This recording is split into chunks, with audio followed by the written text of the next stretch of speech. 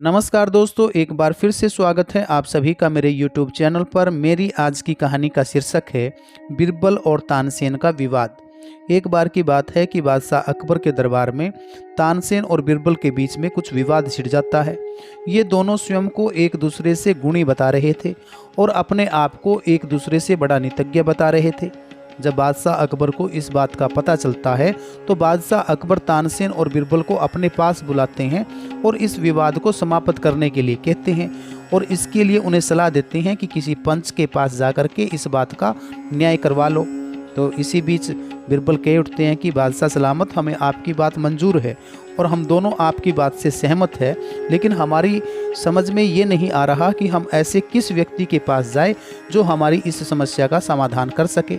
तब बादशाह अकबर कहते हैं कि आपको एक ऐसे महाराजा के पास जाना चाहिए जो न्यायकारी है, और उन्होंने कहा कि हमारे आसपास के राज्य में महाराणा प्रताप सबसे ज़्यादा न्यायकारी माना जाता है।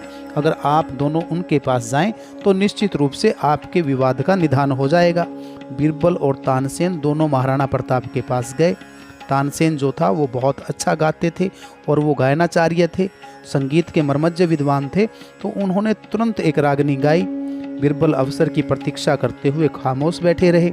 जब उन्होंने देखा कि तानसेन अपनी गायन विद्या से राणा को मोहित करके बाजी मार लेना चाहते हैं तो उन्होंने एकदम जल्दी से कहा, महाराज की जय हो, हम दोनों एक साथ शाही दरबार से चलकर आपके पास यहाँ न्याय के लिए आए हैं और रास्ते में आते आते हम लोगों ने एक एक मन्नत मांगी है।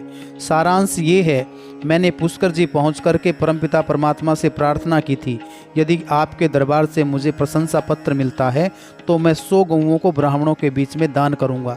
और मेरे मित्र जो तानसेन मेरे साथ आए हैं वो भी ख्वाजा की दरगाह पर गए थे और उन्होंने भी वहाँ पर मन्नत मांगी थी कि यदि आपके दरबार से उनको प्रशंसा पत्र मिलता है तो वो 100 गऊओं की कुर्बानी करवाएगा। महाराज, अब तो 100 गायों की जिंदगी आपके हाथ में है, आप चाहे तो उनको जीवन दान दें या उनका वध करवा दें। अगर जीवन दान देने का विचार आपके मन में हो तो वो प्रशंसा पत्र मुझे दीजिए, और यदि 100 गायों को मरवाने का विचार हो तो वो प्रशंसा पत्र आप तानसेन को दे सकते हैं। भला राजा हिंदू धर्म से संबंधित था, वो 100 गऊओं का वध कैसे करवा सकता था।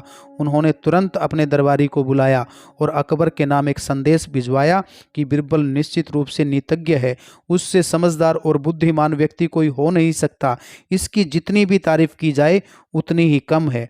और इस बात को देख करके बेचारा तानसेन की गर्दन जो है वो झुकी की झुकी रह गई। वह चुपचाप वहां से वापस हो लिया। अपने जीवन में तानसेन ने फिर कभी बीरबल का सामना नहीं किया। तो प्यारे बच्चों, इस कहानी से हमें शिक्षा मिलती है कि अपनी योग्यता और सामर्थ्य के बल पर व्यक्ति अपनी पहचान बना सकता है। उम्मीद करता हूँ कि आपको मेरी ये कहानी अच्छी लगी होगी। अगर आपको मेरी ये कहानी अच्छी लगी हो तो इस कहानी को लाइक करना, शेयर करना और मेरे चैनल को सब्सक्राइब करना। Thank you.